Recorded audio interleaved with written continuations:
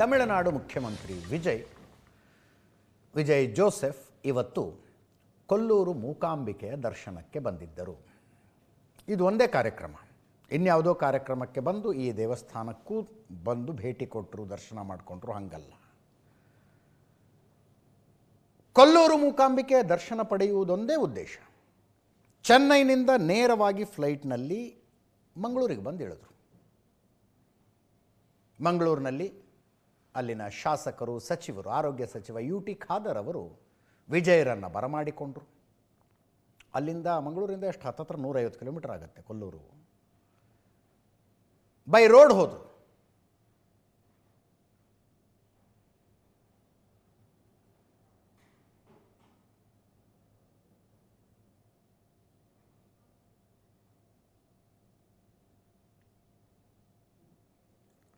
ಸ್ಥಳೀಯ ನಾಯಕರು, ಏರ್ಪೋರ್ಟಿನ ಸಿಬ್ಬಂದಿ ಬರಮಾಡಿಕೊಂಡ್ರು. ತುಂಬ ಸಿಂಪಲ್ ಇರ್ತಾರಲ್ಲ ಮನುಷ್ಯ,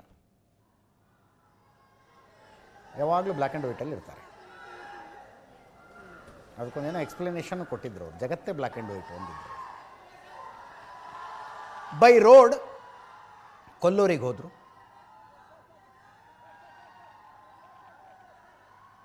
ಇದಕ್ಕಿಂತ ಮುಂಚೆ ಕರ್ನಾಟಕ ರಕ್ಷಣಾ ವೇದಿಕೆ ಪ್ರವೀಣ್ ಶೆಟ್ಟಿ ಬಣದವರು ಪ್ರತಿಭಟನೆಗೆ ತಯಾರಾಗಿದ್ದರು. ಮೇಕೆದಾಟು ಯೋಜನೆಗೆ ಅಡ್ಡ ಮಾಡ್ತಾ ಇದ್ದೀರಿ ಅಂತ ಪೊಲೀಸರು ಬಂದು ಅವ್ರನ್ನೆಲ್ಲ ಅರೆಸ್ಟ್ ಮಾಡ್ಕೊಂಡು ಹೋಗಿದ್ದದೆಲ್ಲ ಆಗಿತ್ತು. ಅಭಿಮಾನಿಗಳ ಕಾಯ್ತಾ ಇದ್ದರು. ಪ್ರೋಟೋಕಾಲ್ ಇರುತ್ತಲ್ಲ, ಒಂದು ರಾಜ್ಯದ ಮುಖ್ಯಮಂತ್ರಿ ಬಂದಿದ್ದಾರೆ, ಝೀರೋ ಟ್ರಾಫಿಕ್ನಲ್ಲಿ ಕೊಲ್ಲೂರಿಗೆ ಹೋದರು. ಅಲ್ಲಿ ಪೂರ್ಣಕುಂಭ ಸ್ವಾಗತವನ್ನು ದೇವಸ್ಥಾನದಲ್ಲಿ ವಿಜಯ್ ಜೋಸೆಫರಿಗೆ ಪೂರ್ಣಕುಂಭ ಸ್ವಾಗತ ಮಾಡಲಾಯಿತು. ಜೋರು ಮಳೆ ಬೇರೆ.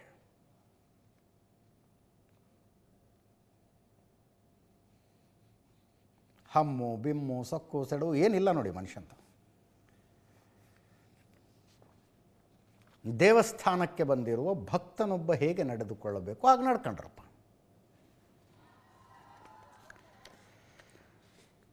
ದೇವಸ್ಥಾನದ ಪ್ರಧಾನ ಅರ್ಚಕ ರಾಮಚಂದ್ರ ಅಡಿಗ ಅವರು ಸ್ವಾಗತಿಸಿದರು. ರಾಜ್ಯ ಸರ್ಕಾರದ ಕಡೆಯಿಂದ ಕುಂದಾಪುರದ AC ಅಸಿಸ್ಟೆಂಟ್ ಕಮಿಷನರ್ ರಶ್ಮಿ ಅವರಿದ್ದರು ಪ್ರೋಟೋಕಾಲ್ ಪ್ರಕಾರ ಅವರನ್ನು ಸ್ವಾಗತಿಸೋದಕ್ಕೆ. ಒಂದು ಕಡೆ ತಾವೇ ಕಾರ್ ಓಡಿಸ್ಕೊಂಡು ಹೋದರು. ವಿಜಯ್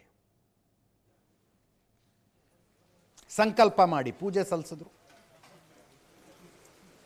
ಮೂಕಾಂಬಿಕೆಗಾಗಿ ಸೀರೆ, ಹಣ್ಣು ತಗೊಂಡು ಬಂದಿದ್ದರು. 1 kg 600 ಗ್ರಾಮ್ನ ಬೆಳ್ಳಿಯ ಖಡ್ಗವನ್ನು ಸಮರ್ಪಿಸಿದರು. ವಿಜಯ್ ಕೈಗೆ ಅರ್ಚಕರು ರಕ್ಷಾ ದಾರವನ್ನು ಕಟ್ಟಿದ್ರು.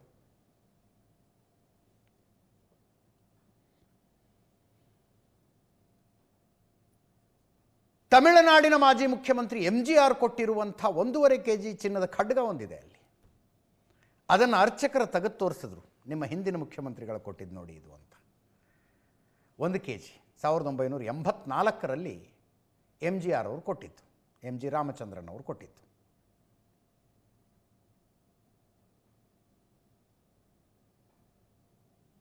ಸಾವಿರದ 1977ರಲ್ಲಿ ಇಂಟ್ರಡಕ್ಷನಲ್ಲಿ ಹೇಳಿದ್ನಲ್ಲ, ಮಣಿಪಾಲದಲ್ಲಿ ಯಾವುದೋ ಸಿನಿಮಾ ಶೂಟಿಂಗ್ ಮಾಡ್ತಾ ಇದ್ದಾಗ ಯಾರೋ ಹೇಳಿದ್ದಾರೆ ಅವ್ರಿಗೆ, ಕೊಲ್ಲೂರಿಗೆ ಹೋಗ್ಬೇಕು ನೀವು ಒಂದು ಸಲ, ಶಕ್ತಿ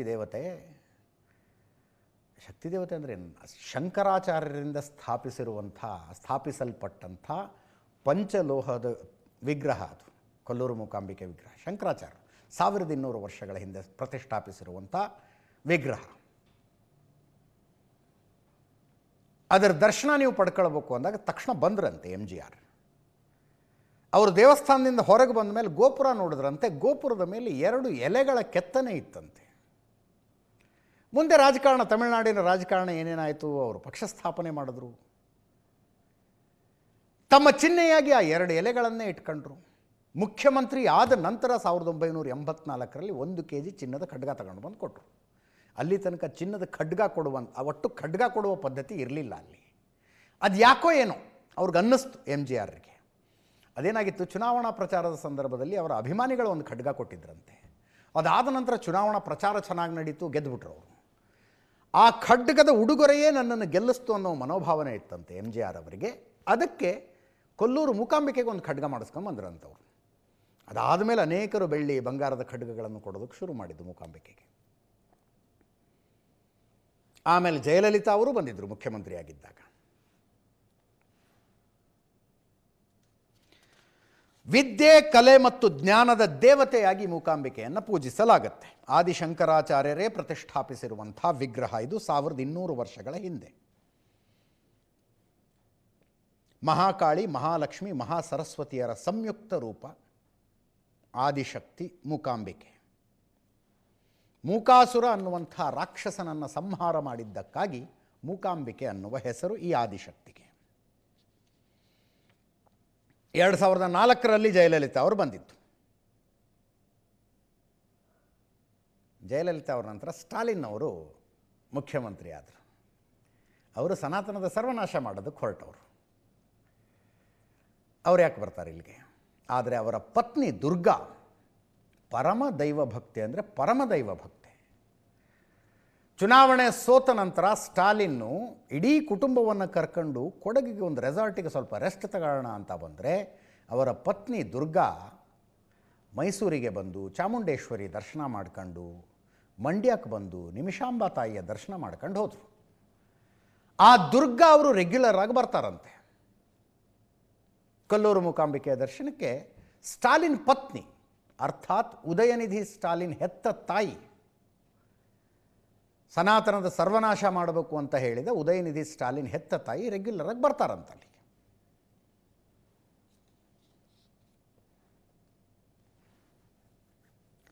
ಸಂಗೀತ ನಿರ್ದೇಶಕ ಇಳೆಯರಾಜ ಪ್ರತಿ ವರ್ಷ ಬರ್ತಾರೆ. ರಜನಿಕಾಂತ್ ಅವರು ಬಂದಿದ್ದರು.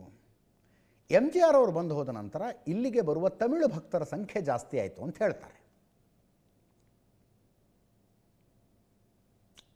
ತಾವೇ ಕಾರ್ ಓಡಿಸ್ಕೊಂಡು ಹೋಗ್ತಾ ಇದ್ದಾರೆ ನೋಡಿ. ಕಾರ್ ಓಡಿಸೋದು ಇಷ್ಟ ಇರಬೇಕು ಅವ್ರಿಗೆ, ತುಂಬ ಕಡೆ ಗಾಡಿ ಓಡಿಸ್ತಾರೆ ಅವರು. ಬಟ್ ಪ್ರೋಟೋಕಾಲ್ ಪ್ರಕಾರ ಓಕೆನಾ ಅದು ಗೊತ್ತಿಲ್ಲ. ಪ್ರೋಟೋಕಾಲ್ ಇರ್ತಾವ್ರಿ.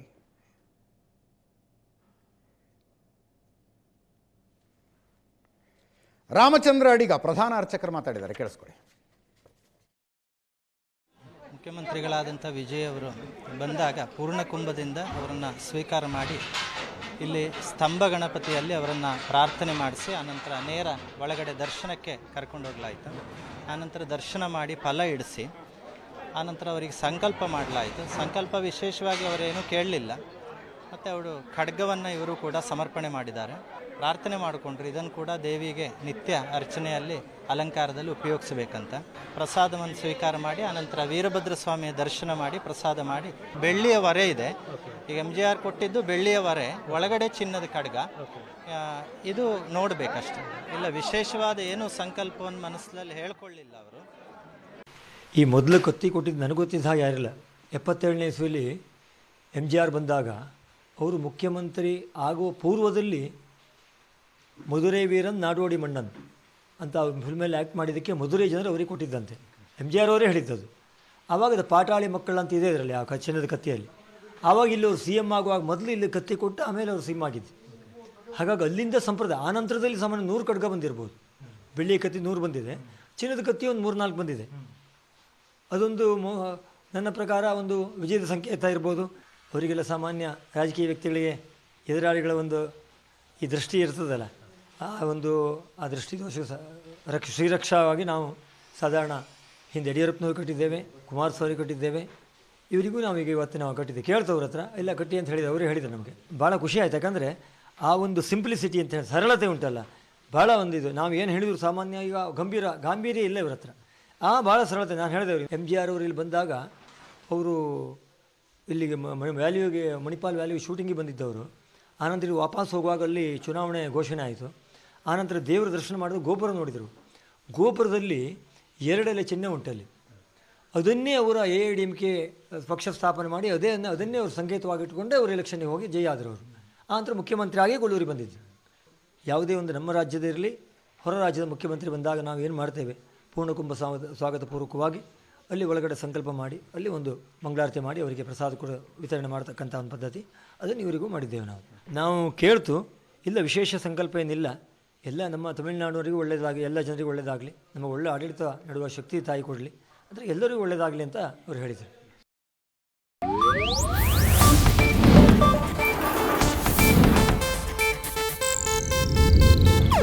ಇದು ಏಷ್ಯಾನೆಟ್ ನ್ಯೂಸ್ ನೆಟ್ವರ್ಕ್ ಪ್ರಸ್ತುತಿ.